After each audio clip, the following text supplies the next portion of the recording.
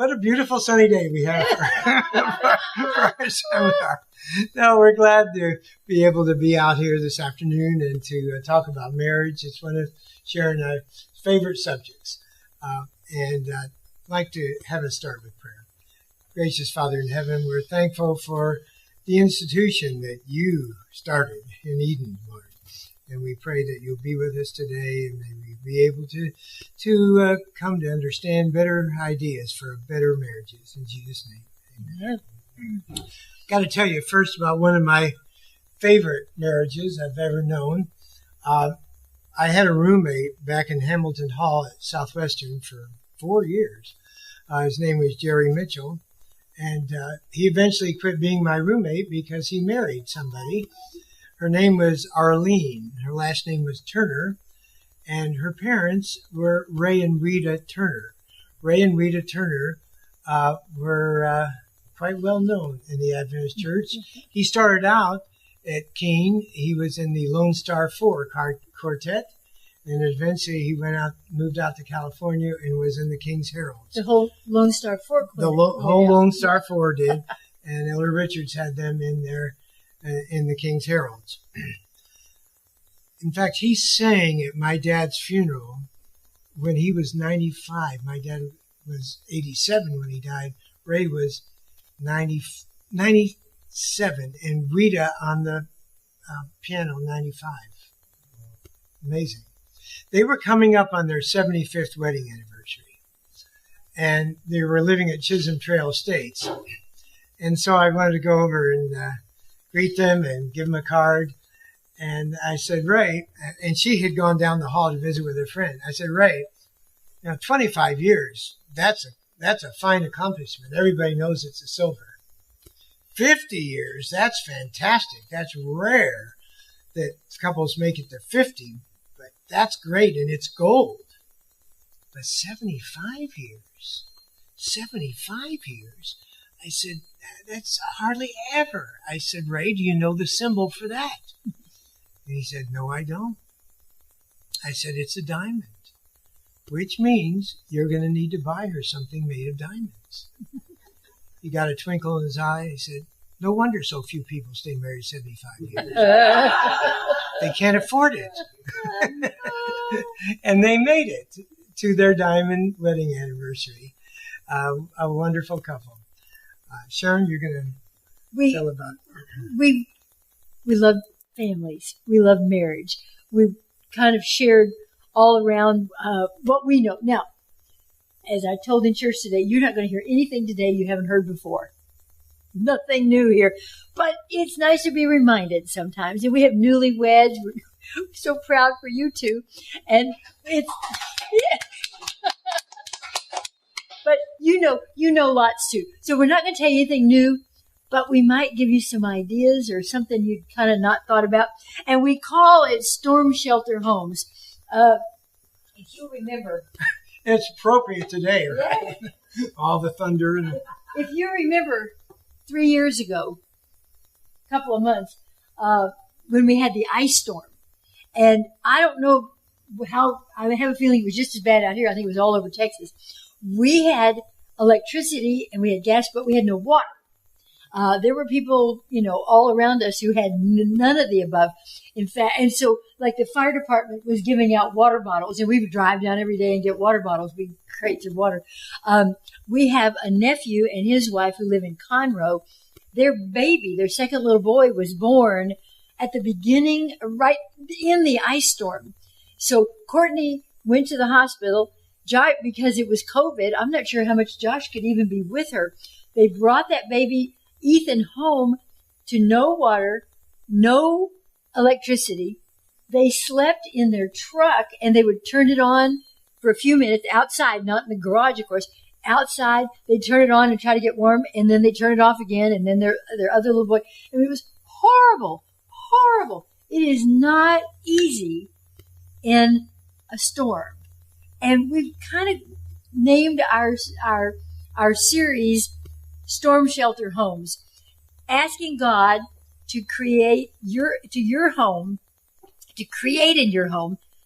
a place where your family feels safe and accepted and loved, because unless the Lord builds the house, those who labor do so in vain. That's Psalm 127. Now, we are far from perfect. If you know us, you know that. We are far from perfect. And we don't just set ourselves up as, as the perfect married couple, because, we've 54 years, but we got a lot to learn still.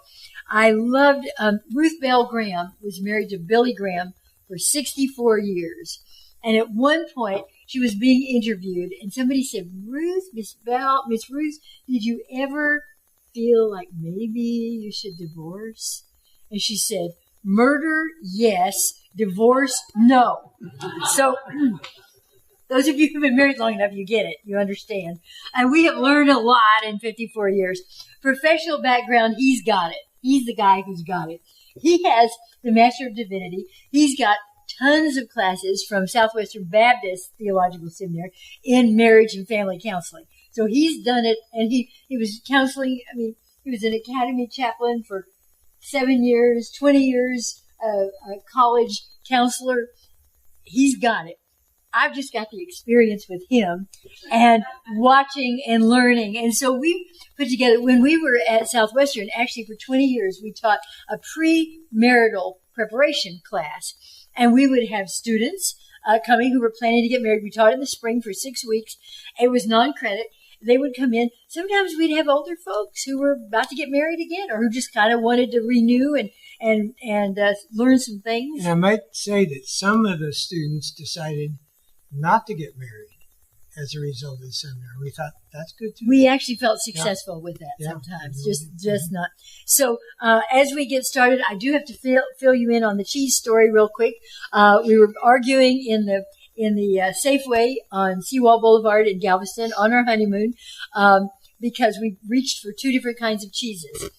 I think we finally decided on his pre-wrapped, little individual slices, simply because we didn't have a knife to slice cheese with. So that's kind of the way we did it. And, now we've come a point in our lives where we can actually afford 2 kinds of cheese. So we don't have to argue about it anymore. But that was kind of the way we started. You want to introduce our families? Well, this is the side you saw. This is our family in the early years. My parents waited 4 years before having me, and then all of us were kind of only children. Danny came along 4.5 years later. Jonathan, 10 years after me. My sister, my parents were married 20 years. They finally got their girl. 20 years into their marriage, and they got Lori. And so that's our family. And my contrast with Sharon, because both my parents were Adventist, growing up Adventist, although my dad's dad was a pastor, so kind of 3rd generation. But my mother's mother became an Adventist into adulthood. Her husband, my grandfather Martin, never did. He was Eastern Orthodox. He was a very devout person, but he was not Adventist. So that's our family. So my family, I am a 4th generation Adventist. It's been all women, all the way through my great-grandmother, my grandmother, my mother. And I came along, and all the men were wonderful. My great-grandfather was Episcopalian. My grandfather was Methodist. My dad was raised Church of Christ. And then I came along and married a preacher. But I kind of wanted to go to church with somebody. So I married him, mother and daddy. This was actually a second marriage for both of them. They were both married very briefly during World War II. Daddy long enough to have my older sister, Diana, who grew up with her mom, so we didn't grow up together. So then my mother, Mary Frances, and this is me on the left with the baby doll, and my sister, who looks like a baby doll. She's so cute, Deborah, and she's over here. We are 13 months apart. My childhood was not I, it was we. People thought we were twins because we were so close. But that's my birth family. Now, let's see. We're going to show you the next part. Oh, yes, here we are. September 14, 1969. We had been engaged 2 months when we got married in the Dallas Central Church. And 2 weeks later, we were off to Michigan for him to go to seminary and for me to finish college. So we're going to tell about our wedding night hotel. You were going to tell that, I thought. Oh, yeah. I was. The wedding night hotel. What was the name of it? Cabana on a freeway in Dallas. I tend to be a thrifty person, but I decided, okay, you only have one wedding night, so I'll splurge some. And we stayed in this fancy hotel that 5 years earlier, this group from England, you might have heard of, they were called the Beatles. They stayed there. The one night they stayed in Dallas. Yeah, one night in Texas. Yeah, right. Yeah. And so, and we also thought this would be a neat place to go back to, on anniversaries through the years. You know what it became? Minimum security prison. And now they're remodeling. They're remodeling. But one nice thing is during Hurricane Katrina, I guess the prisoners had gone by that time, and they opened it up for folks fleeing from New Orleans and Louisiana. So we had a philanthropic part of it too. We thought we were going to have to commit a crime to get back into the hotel to celebrate our anniversary. And because of this, we had this. Amy, our daughter, and her husband, Matt Lukens, got married in Cranfield Gap, Texas, 21 years ago. And they live in Bozeman, Montana. Amy is a writer and a musician, and she teaches creative writing at Montana State University. Matthew grew up in Africa. His mom and dad were missionaries. He was born in Malawi. They moved to Lesotho when he was a year old or so. I said everybody ought to get a missionary kid for an in-law. I'm telling you, they're so adaptable. I mean, nothing phases him. He's wonderful. So they've been married 21 years, and they live there in Bozeman. And if you ever want to go to a neat historical place, it's on the historical list of places in Texas, is Cranfield's Gap, the old rock church. The old rock church in Cranfield's Gap. It's a old Norwegian church. You have, so you know, yeah. It's neat. And now they even have built a reception area. They didn't when Amy and Matt got married, so there were no bathrooms. Oh, in that cemetery. Is that right? Yes, it's beautiful. Oh, I love that spot. Yeah. So pretty. Our son BJ and his wife Jen got married in 2007, so they are coming up in the fall on their 16th anniversary. They got married in the oldest church in Portland, Oregon. And let me tell you just briefly about them. They both had been to medical school. She had been to Duke. He had been to UT Southwestern in Dallas. And after medical school, I took him over to Duke to interview for residency. And she interviewed the same day and didn't meet. She came to UT Southwestern in Dallas and interviewed for residency in Dallas. And we think it was the same day there that they interviewed, and they didn't meet. But they both ended up at OHSU in Portland. And out of 75 internal medicine residents, there were only 2 Adventists when they married. And she is precious. And she grew up, she was born in Seoul, and when she was 7, they moved to this country. So they have been married 16 years. And now the little stars of our lives. Audrey is our oldest. She's 15. She just graduated. Well, she graduated from 8th grade. She's a freshman at Walla Walla Valley Academy. Peter is 11. He's in the 5th grade at Mount Ellis Elementary School. Lucy is also 11, and she's in the 5th grade at Rogers Adventist School in Walla Walla. And Sylvie is our baby girl. She's 9, and she's in the 3rd grade at Mount Ellis Elementary School. So we love families. Families, and anything we can do to help out a family, we're all about it. Oh, and one thing I might say about Peter, last year was a landmark birthday for him because he was 11 on November 11th.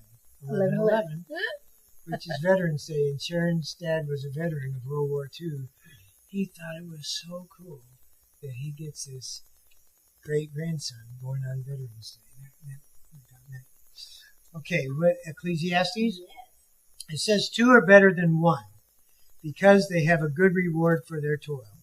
If they fall, one will lift up his fellow, but woe to him who is alone when he falls and has not another to lift him up. Again, if 2 lie together, they are warm, but how can one be warm alone? And though a man might prevail against one who is alone, 2 will withstand him. a threefold cord is not quickly broken. We've been talking about two, right? What's the third part of the cord? That's right. And that's what I've said through the years. Your marriage needs to be a three-cord, not just a two. And that's why it's so important to have God as a part of the life and the marriage. Billy Graham's organization did a survey one time. Let me run this by you. And they found 400 married couples who prayed together daily. Did you get that?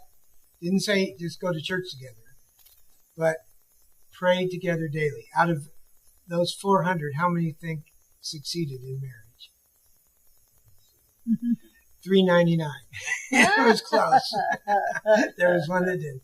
But that tells me something, and that is those couples that pray together stay together. That doesn't mean they agree on everything, but they can pray about the disagreements. Right. And so those that pray together stay together. And we had a pastor once who said, you want to be together, you want to do family worship, but you build on that on your own personal devotional time. And so we've learned over the years our personal devotional time, and then we come together. And I have various things. I'm partial to music. My parents used to sing at the close of many of my dad's sermons. I still can whispering hope. So I'm partial to music, and so one of my favorite books is this one called Then Sings My Soul by Robert Morgan. He's a Baptist pastor over in Tennessee, but he gives the stories behind the songs. I love that. It's so interesting. And so I'd recommend this book, especially if you like music, the stories behind the songs. I learned this morning, it was Jesu, Joy of Man's Desiring. I always thought it was Bach. It was another Johann, a different Johann Schop, that actually wrote the melody, and Brahms adapted it. Bach, yeah. But anyway, it's neat stories. And so that's one of my things for personal devotion. And I started saying, he's obviously reading the Bible. I love reading the Bible, and I like reading it in different versions. Now, I will tell you, and I don't know whether you like it or not, I'm quite partial to the Message. I think I've read it 3 or 4 times. I love it. But I read others too. And right now what I'm reading is the New English Bible, which was translated in 1970. It's the Oxford and Cambridge University Press. So it's kind of a British take, but it's quite beautiful. And I like reading it in chronological order in the Bible. And I have a list, not chronological by when the books were written, but chronological in the story, the historical line. So right now I'm in Acts. We were studying that this morning, but I like that. So then we come together, and you want to tell them what we were reading and what we are reading? Okay. We just finished George Knight, Turn Your Eyes Upon Jesus. It's a really good daily devotional book, and we've read that. We do our devotional together at night. That's what works best for us. Right now, I talked Benjie into something. Some of you might remember Women of Faith conferences that they used to do, and our church would go every year. The women, huge, big conferences. And there were a group of women who always came in and spoke. And this is one of their books by 6 of their speakers. And it's not too girly. Benjie's enjoying it. So I was a little reluctant. Women of Faith. No, there's some good stuff. There's been some good stuff. Good stuff there.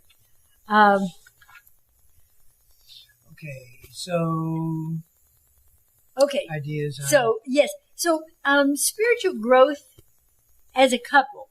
Some things you can do. And we've got a handout for you at the end.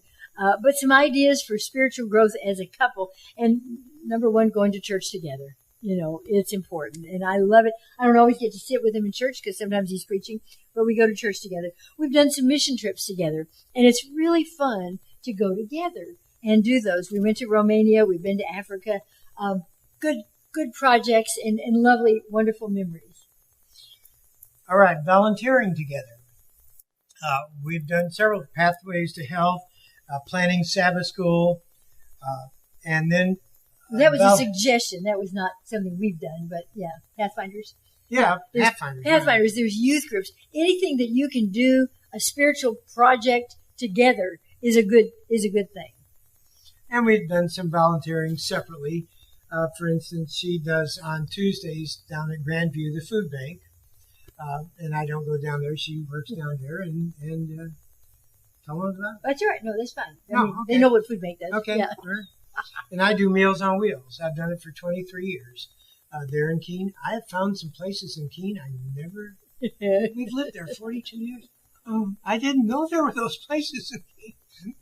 But there are some dear people that need their meals delivered to them. And there have been several times when I've gotten to know the family pretty well and ended up having the funeral of someone who's not in that business necessarily, but they wanted me to have the funeral. So I've enjoyed it and continue to do it. Okay. Oh, and offerings, absolutely. And that's something that needs to be discussed, not just one person doing it, but discussing about what percentage goes for tithe, for offerings, for special projects. We know what percentage goes for tithe. Right. Yeah. But for offerings and for special projects. Our church has some special projects in Keene right now that we have discussed and talked about. Yeah. Okay. So we've got handouts available. Let me just share one more word with you on your spiritual growth. Could it be, this is from Emily Lay, and it's called Growing Boldly. Could it be that as we are doing these daily rituals together, reading scripture, memorizing Bible verses, communing with God in prayer, that we are little by little strengthening the bones or the foundations of our faith? Though the winds may blow or fire may creep up to our doors, our homes won't crumble when they're built with solid materials upon solid foundations. Communication. We will. Aren't they cute? They're so cute.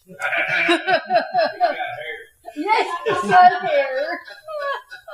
She has clogs, it looks like. They're very cute. And, one of the things there, we generally hold hands when we pray. We always do. It's like, the Lord put us together and made us one, and somehow that's when we go to talk to Him, we're holding hands. Anyway, but communicating is also a great time to be touching. Communication is giving, receiving, understanding information, feelings, and connections, and it's co-communication, back and forth communication, going back and forth. It's not always easy, especially between men and women. We'd like to share with you a story. It's called She Drives for a Relationship. He's Lost in the Transmission. Okay, let's say... She drives for a relationship. He's lost in the transmission. That's deep. Okay, let's say a guy named Roger is attracted to a woman named Elaine. He asks her out to a concert. She accepts. They have a pretty good time. A few nights later, he asks her out to dinner, and again, they enjoy themselves. They continue to see each other regularly, and after a while, neither one of them is seeing anybody else. And then one evening, when they're driving home, a thought occurs to Elaine, and without even thinking, really, she says it out loud. Do you realize that as of tonight, we've been seeing each other for exactly 6 months? And then there's silence in the car. To Elaine, it seems like a very loud silence. She thinks to herself, I wonder if it bothers him that I said that. Maybe he's been feeling confined by our relationship. Maybe he thinks I'm trying to push him into some kind of obligation that he doesn't want or isn't sure of. And Roger's thinking, wow, 6 months. And Elaine is thinking, but hey, I'm not so sure I want this kind of relationship either. Sometimes I wish I had a little more space so I'd have time to think about whether I really want us to keep going the way we are, moving steadily toward where are we going? Are we just going to keep seeing each other at this level? Are we heading toward marriage, toward children, toward a lifetime together? Am I ready for that level of commitment? Do I really even know this person? Roger's thinking, so that means it was, February when we started going out, which was right after I had the car at the dealer's, which means, let me check the odometer. Whoa, I'm way overdue for an oil change here. And Elaine is thinking, he's upset. I can see it on his face. Maybe I'm reading this completely wrong. Maybe he wants more from our relationship, more commitment. Maybe he has sensed, even before I sensed it, that I was having some reservations. Yes, I bet that's it. That's why he's so reluctant to say anything about his own feelings. He's afraid of being rejected. And Roger's thinking, and I'm going to have them look at the transmission again. I don't care what those morons say. It's still not shifting right. And they better not try to blame it on the cold weather this time. What the weather? It's 87 degrees out. And this thing is shifting like a garbage truck. And I paid those incompetent thieves $600. And Elaine is thinking, he's angry, and I don't blame him. I'd be angry too. I feel so guilty putting him through this, but I can't help the way I feel. I'm just not sure. And Roger's thinking, they'll probably say it's only a 90-day warranty.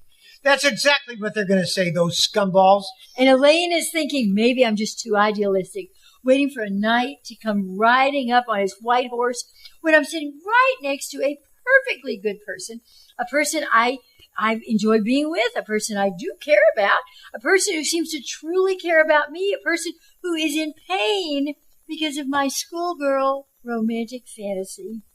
And Roger's thinking, warranty? They want a warranty? I'll give them a warranty. I'll take that warranty. And Roger, Elaine says aloud. What? Says Roger, startled. Please don't torture yourself like this. She says, her eyes beginning to brim with tears. Maybe I should never have. Oh, I feel so. What? Says Roger. I'm such a fool, Elaine says. I mean, I know there's no knight. I really know that. It's silly. There's no knight and there's no horse. There's no horse? Says Roger. You think I'm a fool, don't you? Elaine says. No, says Roger, glad to finally know the correct answer. It's just that I need some more time, Elaine says. There's a 15-second pause while Roger, thinking as fast as he can, tries to come up with a safe response. Finally, he comes up with one that he thinks might work. Yes, he says. Elaine, deeply moved, touches his hand. Oh, Roger, do you really feel that way? She says. What way? Says Roger. That way about time, says Elaine. Oh, says Roger. Yes. Elaine turns to face him and gazes deeply into his eyes, causing him to become very nervous about what she might say next, especially if it involves a horse. At last she speaks. Thank you, Roger, she says. Thank you, he says. Then he takes her home, and she lies on her bed, a conflicted, tortured soul, and weeps until dawn. Whereas while Roger gets back to his place, he opens a bag of Doritos, turns on the TV, and immediately becomes deeply involved in a rerun of a tennis match between two Hungarians he never heard of. A tiny voice in the recesses of his mind tells him that something major was going on back there in the car, but he's pretty sure there's no way he would ever understand what was going on, so he figures it better he just doesn't think about it. This is also Roger's policy toward world hunger. The next day, Elaine will call her closest friend, or perhaps two of them, and they will talk about the situation for 6 straight hours. In painstaking detail, they will analyze everything she said, everything he said, going over it time and time again, exploring every word, every expression, and gesture for nuances of meaning, considering every possible ramification. They will continue to discuss the subject off and on for weeks, maybe months, never reaching any definite conclusions, but never getting bored with it either. Meanwhile, Roger, while playing racquetball one day with a mutual friend of his and Elaine's, will pause just before serving, frown, and say, Norm, did Elaine ever own a horse? Do you get it, though? We're kind of on two different planets a lot of time. It doesn't always work. Men and women don't always communicate well. God invented us. He put us in the garden. He talked to us. We talked to them. Him. It was fabulous. When it came time and mankind was going to build the Tower of Babel, all he had to do was scramble the communication, and that was the end of it. Your relationship began with communication. Ours did too. People who can't communicate honestly, constructively and openly have a hard time living together. Let me show you this couple. And it may be hard to read the little tagline here. It says, if something is bothering you about our relationship, Lorraine, why don't you just spell it out? Sometimes you just got to talk. You got to talk it out. And that means speaking. It allows us to express our feelings, both positive and negative, without attacking each other. And I like the Psychology 101, the I message, the I feel message. It's a non-blameful description of a problem, honest, open, kind statement of how a problem makes you feel. It doesn't tell your partner what to do, and it leaves his self-worth intact. We're having an issue at our house right now. 54 years in, we're arguing about a cutting board. Is that crazy? We have the woman whose kitchen this was before our house that we moved into 42 years ago, 43 in August, right? Was 6 feet tall. So her counter, in 43 years, I haven't done anything about it. The countertops are very tall.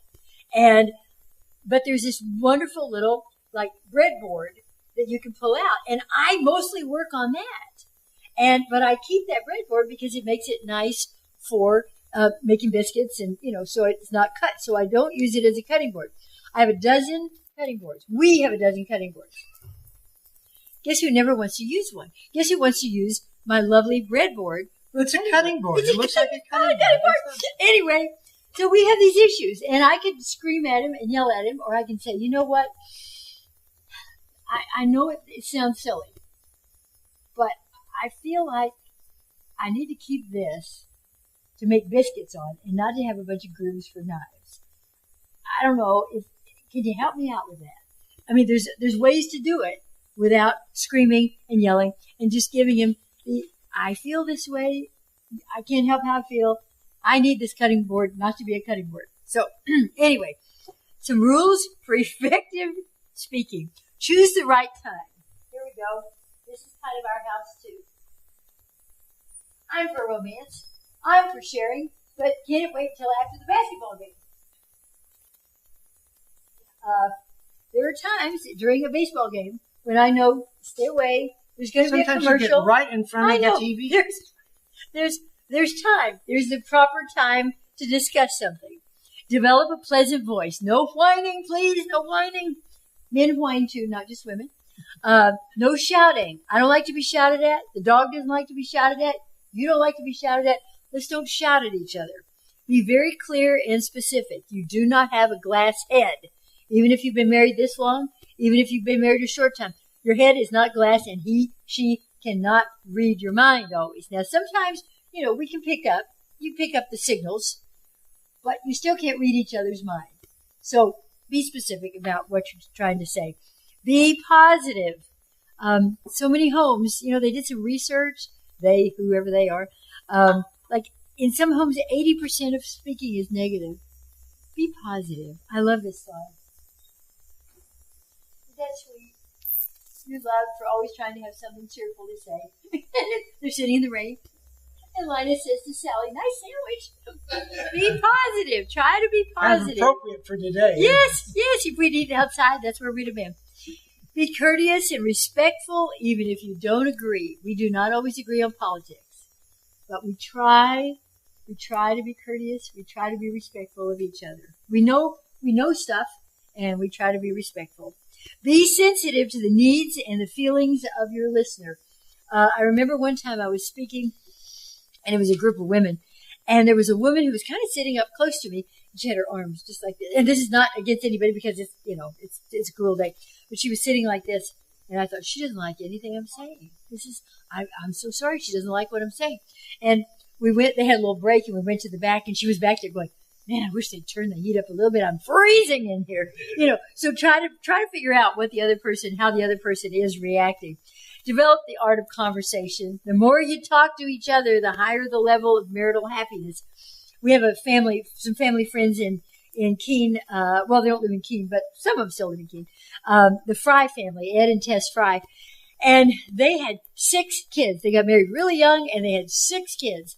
And they're all just bright and interesting people and talented. And I remember asking Tess one time, their youngest daughter and our daughter Amy were best friends from the time they saw each other in first grade. And I asked Tess, I said, I mean, how do you, these kids, how do you do this? And she said, we just keep them talking. Keep them talking. We talk, we listen, we talk. And they're a talking family, but they're a listening family too. And their kids all feel loved and know it. And take the living word into your marriage. Honestly. True, so true. The Lord also gave us one mouth and he gave us 2 ears. So listening must be twice as important as talking.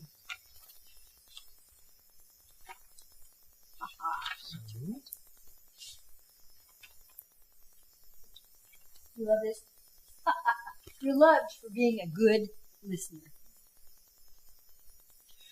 Proverbs 18:13 says this, he who answers before listening, that is his folly and shame. He who answers before listening, that is his folly and shame. We once attended a marriage seminar, and one thing I've never forgotten, the quote, and I couldn't tell you who quoted it. Listening is the highest act of love.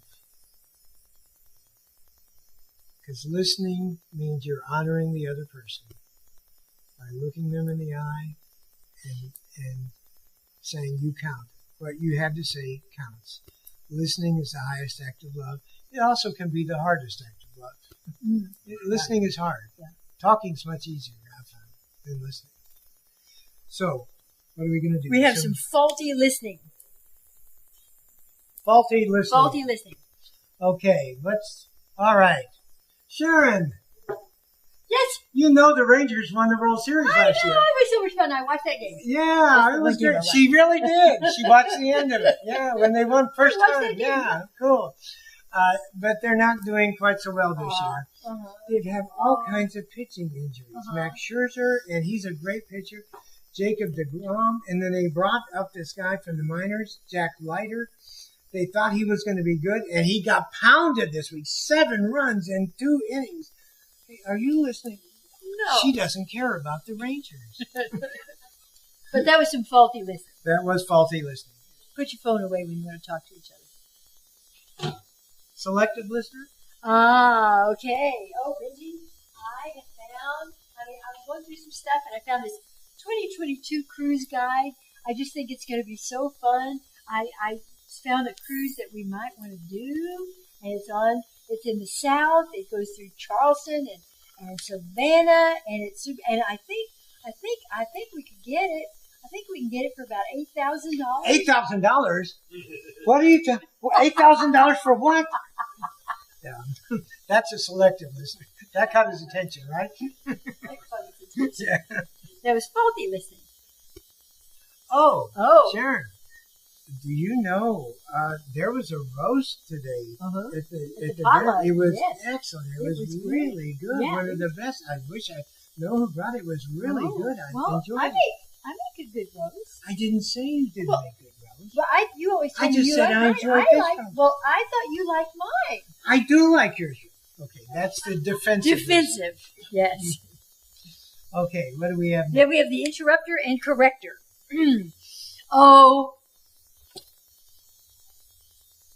4 years ago. No. What? 4 years ago, we had our dream trip. It was so amazing. We got to go to Israel. No, we went to Israel in 2019. That's 5 years. 5. Okay, 5 years ago. 4 years ago was COVID. Yes, that's true. Okay, 5 years ago we went, and it was great. Our church and the Loma Linda Church, University Church, we all got together and we all went, and we got on a plane in Dallas. We went all the way to Tel Aviv. It was so nice. We stopped in Madrid. Oh, Don't you remember? Yes, that's true. We stopped in Madrid. Yes, they lost their suitcases. That's right. And so when we got to Tel Aviv, we didn't have suitcases, and it was the beginning of Shabbat. So we didn't have suitcases for about 4 days. No, it was 3 days. 3 days. And but I'll tell you what, people were so kind on our trip. Randy Roberts even loaned Benjie some underwear. No, Randy loaned me his shirt. Oh. Jamie Weingartner, our pastor, loaned me his underwear. Okay, so you see what I mean? I mean, really? And that actually did happen. This all really happened. Did you care about all those details and whether I got them right. In fact, you probably didn't care about the details anyway.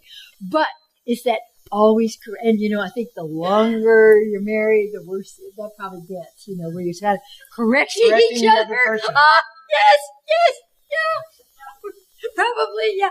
So that correction. Even today, it wasn't 1 Timothy 5. Well, there is no 2 Timothy 5. Okay, the thing was, it's 2 Timothy 4. I felt really bad because all of us, Sharon and I were looking and we said, like, wait, where is he talking? And I looked around and there were other people who were looking in their Bibles too. So I'm sorry. I got correct. And I just wanted you to let them know where to find it. All right. That's very thoughtful. I'll stay out. Yes, okay, I'll stay out. So where? You're down here at the Ideas for Effective Listening, right there. Oh, okay. Ideas for Effective Listening.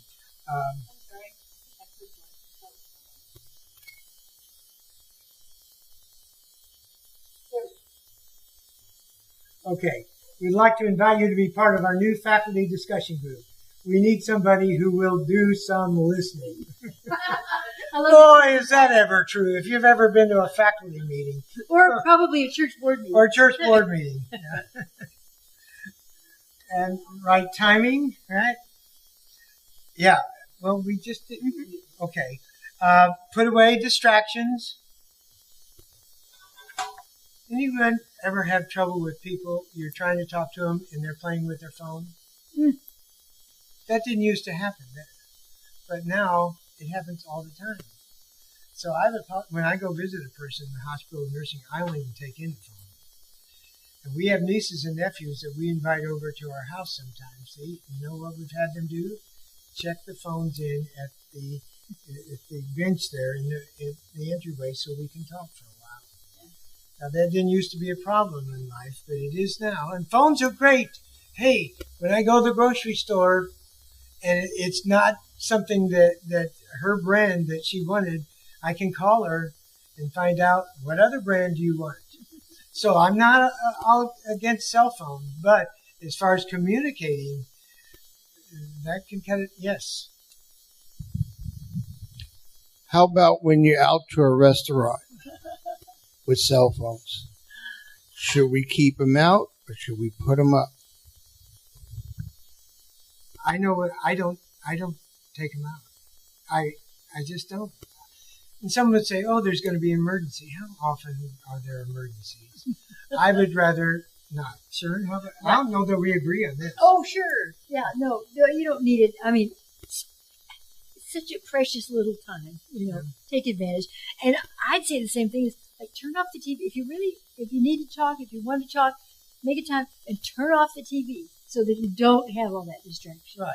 And consider that the other person may be involved in that in the middle of a baseball game. Yeah, baseball game or a movie or whatever. Yeah. That's yeah, or a football game. Football. That's right. Yeah. Right. So consider that. Yeah. Mm-hmm. Right. Okay. All right. Okay. Maintain good eye contact. Right. And don't be looking down or away. Show agreement or disagreement. And I've noticed this today, as far as you as listeners, sometimes you're showing agreement, going this or maybe disagreement. What? No, I take my cell phone with me to the restaurant. You don't have to agree on everything. Actually, it's more of a compliment to a person to show disagreement than disinterest, right? At least it shows you're listening, you care. In a way, it's better to show, oh, I don't agree, but at least you're listening. Okay. Ask well-phrased questions. All right. I'm not sure what on that. You don't know how to do a well-phrased question. What's a well-phrased question? Okay. Yeah. So what do you want to talk? What should we talk about? I know. Dorothy. Dorothy. Yeah. Oh, yeah. We had in our church, this is so neat, a lady in our Sabbath school said, you got to go visit Dorothy. She's really an interesting person. And so I did. And So tell me about it. What was so interesting is she was 100 years old, and she had served as a city clerk in Keene back in the 1950s. She knew about Keene, our town, way back. Wow. We're talking 70, 75 And years she's how ago. old? How old was she? 100 years old. Oh. And I'm so glad that I got to visit Dorothy, because about 2 weeks after I visited her, she died.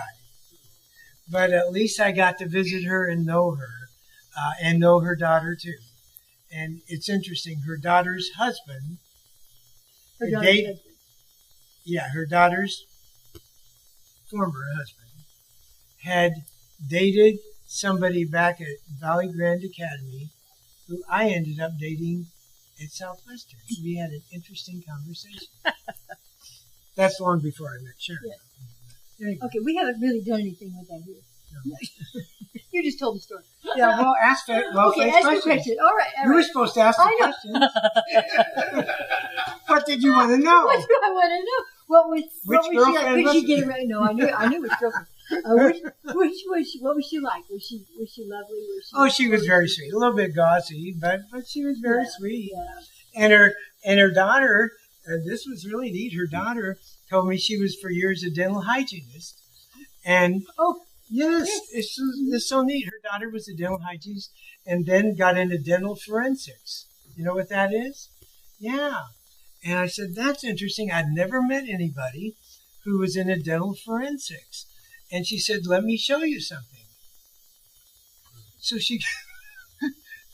this happened. She went into another room, came back, and had a mold of teeth that she'd been able to get, I guess, when she retired. And she said, guess who these are? I said, I have no idea. She said, David Koresh. Ew. I said, wow, I've never met anybody who had a mold. Okay, so do you have any questions about that? No, not at all. We digress. No more questions. We digress. Okay. We are going to move on because inevitably there will be conflicts. No matter how much you love each other, no matter how long you've been married. In fact, tell about Pete, who told you? Oh, we had some friends from the seminary, ran into him at camp meeting a few years ago.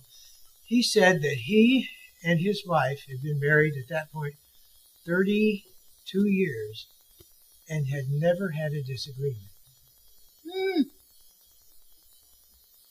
And I thought, one of two things is happening here. Either is he's lying through his teeth, or there's dementia that has set in, either him or his wife. But come on, married 32 years. And yes, can I ask your wife about that? Yeah. Bless her heart. Wow. Yeah. The Bible in Ephesians 4:31 and 32 says, get rid of all bitterness, rage and anger, brawling and slander, along with every form of malice. Be kind and compassionate to one another, forgiving each other, just as in Christ, God forgave you. We'd like to show you. All right, here we go. I love you, she said. I adore you, he said. I love you more, she said. More than what, he said. Then you love me, she said. Impossible, he said. Don't argue, she said. I was only, he said. Shut up, she said. That is not good relationship building. Common causes. Okay, what do you think is the most common cause of conflict in marriage? Over what issue? What would you guess? Money. Got it. Money. Money. Exactly right. And it happened with us because I grew up in a home where I had decided after I got in my own home, no credit cards. Period. And she grew up in a home where they used them. Yeah. And so we had some discussions because I didn't want us to go into debt, and I've seen that happen in friends and family. we finally got it resolved, and we got it. We had car trouble on the way to Orlando, back to Orlando on Christmas, and we were living in Orlando, and they wouldn't take credit cards. They would take a personal check or cash. So we talked it over. Credit cards, yeah. But what we decided was paid in full every month. Paid in full. They don't get 25% or whatever they're getting interest. So we do use credit cards, but we don't pay interest on it. That's just, it bothers a credit card company. Understanding the other person, and there are definitely gender differences. You saw Roger and Elaine. Yeah. So, in-laws. Could that cause problems? Yeah. And standard advice that Sharon and I gave through the years at Southwestern, and that is, when you get married, then follow Jesus' advice. Leave and cleave. And we recommended 500 miles away from home. That's an old country song. When you're first married. And we followed it. And sadly, our children have done it too. We're so far away from us. We're rethinking that whole thing. No, but both of us had wonderful but smotherly mothers. And it was really good for us to get a long ways away to Andrews when our mothers were down in the Metroplex and others in the family. That was a good way to start out our marriage. I know sometimes it can't work. You got to for various reasons. But Jesus did say it, right? Leave and cleave. Yes. Don't go live with your in-laws. And 12 years after we got married, we moved 6 miles from your parents and 30 miles from us. Yeah. Yes. With my in-laws, it was okay. They're Italian. They didn't speak good English. So for me, it was okay. Yes. And there's a moral. When you get married, marry in-laws that don't speak good English. Okay, what's another one? Sex, could that? And when we had the marriage seminar, we would have doctors come and talk this whole issue on sex and understanding each other. There's some good principles there. We don't need to go into those now. Religion, could that cause conflict? Let me ask, could Seventh-day Adventists be unequally yoked? Yes. Yeah, and it could be over various issues. Sabbath observance, diet, any number of things. Yes, Sabbath, it could be. And that you can still say married, but you may have some real different issues. We certainly both grew up, her home was half Adventist. So there were some different things that they did on the Sabbath we didn't do. And so we've learned to adapt. Hey, when I grew up, you were not to bicycle on the Sabbath. And then we got to the seminary, and these seminary teachers were out biking 7 afternoon. And wait a minute, I could see not going in a bike race, but just biking, yeah. In fact, I've got a little travel tip for you all, okay? If you ever go to San Antonio, recently our son and our daughter-in-law inspired us. We met in San Antonio just less than a month ago, and rather than just going to the Alamo, where thousands and thousands, we rented bikes on the Mission Trail between Mission Concepcion down to the further south, about 8 miles. It is beautiful. They landscape along the San Antonio River. No cars, no traffic, and you can either walk or hike or bike. So, little travel tip, but that's something from our son, who's a big biker, and so. Also what? Good for him. Yeah.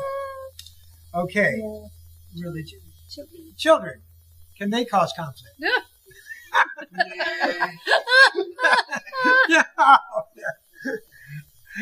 You know what? They've done surveys.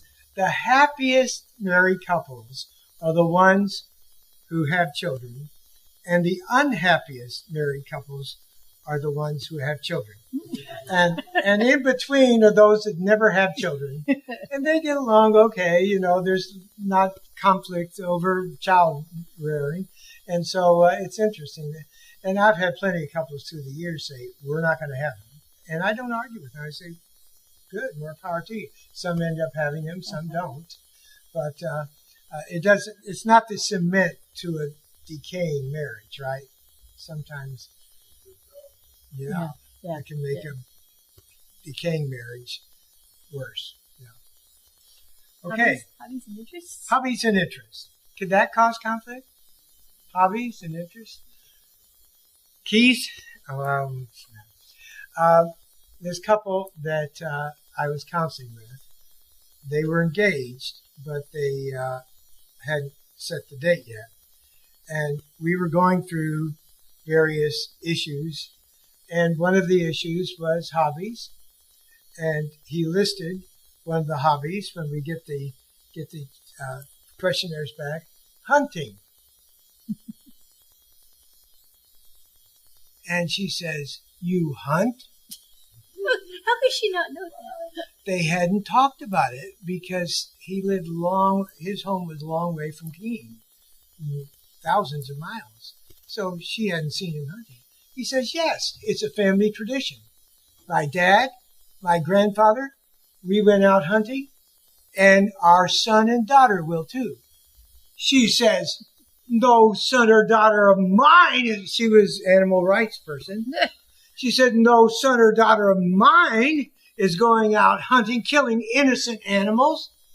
He said, they will too. I've had it. It's a family tradition. And it got hot in the office. And the interesting sequel to that story is they're both happily married today, but not to each other.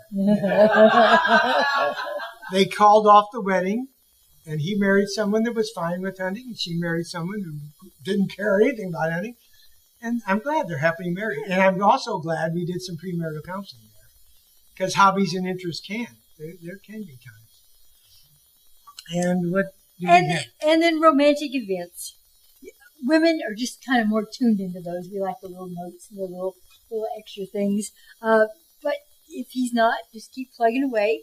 You may not make a Romeo out of him, but don't forget Romeo died when he was 15. So there are ways to handle conflict. You can just give up. You can just divorce. You can just stop trying. You can blow up. You can just say how you feel. No regard for the feelings of the other person. And some anger is not even related to your spouse. Your boss yells at you. You go home and you yell at your husband. He yells at the kid, and the kid kicks the dog. I mean, it's not even related. My grandmother during the Great Depression, and there were a lot of people in their family and in-laws living with them. And my grandfather was working, and grandmother was trying to save money, so she decided to make her own root beer. And she made root beer. And I wasn't there, but I always had heard this family story. She made root beer, and in the night, she hears this explosion. And I guess she didn't know one thing about bottling. So she went out, and one of the bottles had exploded all over the pantry. Now, grandmother was an immaculate housekeeper. So she tried and tried and tried. But this root beer went everywhere. And like a year later, there were still sticky globs places.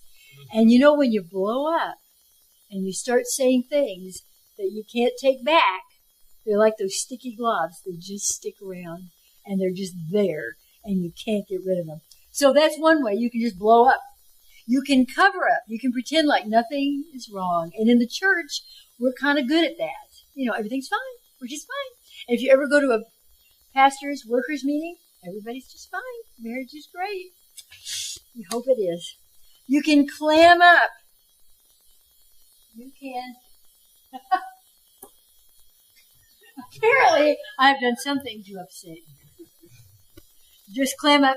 He just retreats until she's able to thaw out. You can face up. And face up means it's okay to get some help. Your pastor, your doctor, a Christian professional. You can talk. You can work things out. You can do this. I like this couple.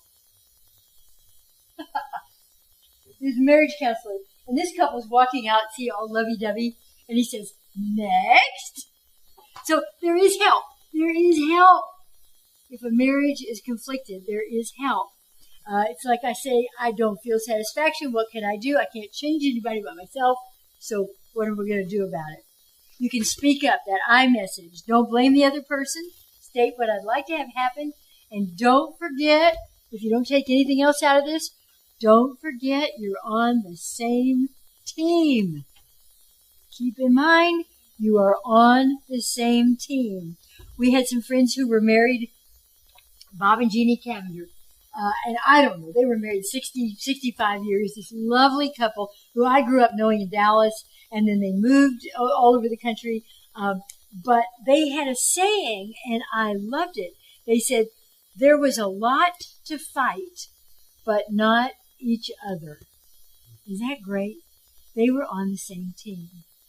And the last and most important is look up. If there's anything God wants to help us with, it's our families. Ellen White wrote, avoid anything that causes contention and keep unbroken the marriage vows. Put away disagreeable, unhappy experiences of your past life and take courage in the Lord. Well, there's some common styles of conflict. The silent treatment. And here she is. Cold, silent, hostile, aloof. Not going to talk about it. Not going to do it. When we got married, Benjie and I had an argument. Oh, it was terrible, too, because we lived in a tiny apartment in a building with a whole lot of other seminary students. And our door, we were like on the third flight up, and our door was about that high off the floor. So sound just went out. And we had a lot of things to work out. That first year, you got to decide everything. And so if we would get into conflict, he would just go outside in the snow. Just sit there and burn holes in the snow until we finally could get it together. There's another one, which is actually, believe it or not, a little bit better because at least something's happening here. The screaming match. Excited, loud, crushing, can be cruel. Don't be cruel. Don't be cruel. You're on the same team. And finally, there's another way out, which is negotiation, the fair fight. Now, this couple is looking at a paper map. Anybody remember paper maps? Well, they're trying to decide where to go. But there's such a thing as a fair fight.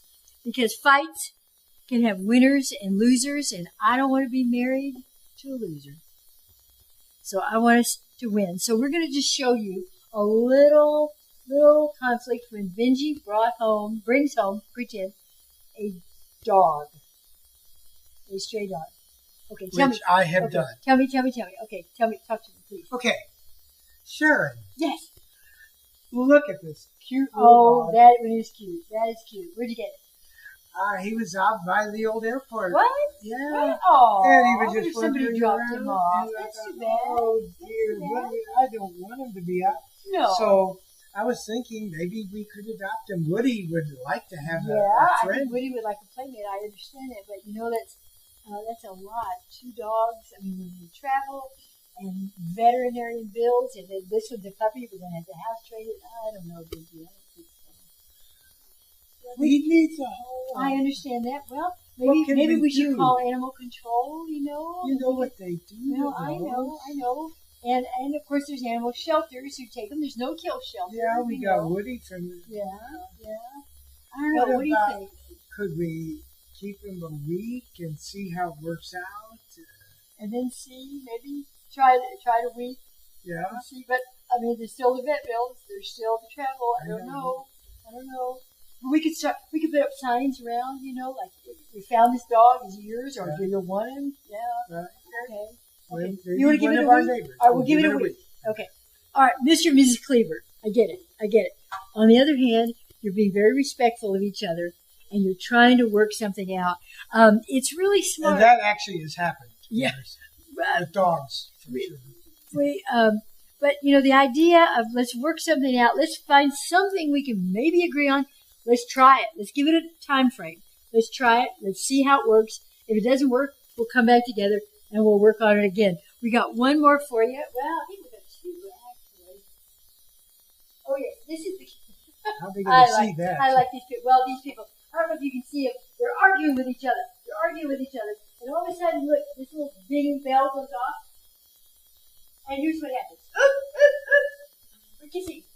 Okay. He says, now where were we? And he says, I forget. The problem with using a kiss break bell. So they stopped in the middle of their argument and had a kiss. Very nice idea. And here's a problem that we'd like to kind of share with you, and I won't leave my microphone, Charles. But you can see the couple down here. Can you see what they've got to deal with here? They have underwear all over the floor. The problem is I don't like underwear left on the floor. So what are the alternate solutions? So they're going to have a fair fight about this. Remember, do not evaluate these. Accept all ideas. Like, I thought his idea was kind of crazy. Well, maybe we'll just put him in with Woody. And he thought my idea was kind of crazy, like, don't call it humane animal services. So, but do not evaluate these. Just accept all ideas. So they've got a list here. Leave underwear on the floor. Wife picks up underwear. I think he likes that one. Husband picks up underwear. She likes that one. I like this one. Nail underwear to the floor. Put underwear in wastebasket. Fight over the issue. While they're doing that, hide dirty underwear. Put underwear in hamper. Don't wear underwear. And the little tagline here says, this marriage has a brief problem. But they're in this, and which is the best solution? So I win and you win, because I don't want to be married to a loser, remember? An action needs to be taken to carry out a decision, and then plan a time to evaluate how the solution is working. One more little slide, and it's sweet. Life is slippery. Here, take my hand. We're praying. We're praying for your family. We're praying for our family. We're praying for families, because we want you to succeed, and we want you to go hand in hand to heaven. And let's close with prayer. Kind Father in heaven, I know you want us to be hand in hand. I know you've created us with our own minds, and in our families we have our own opinions and own ideas. But help us to be able to listen to the other person. Yeah. Help us to be the kind of people who will always put Jesus first in our homes. We pray for each home represented here today and each home in this church. In Jesus' name.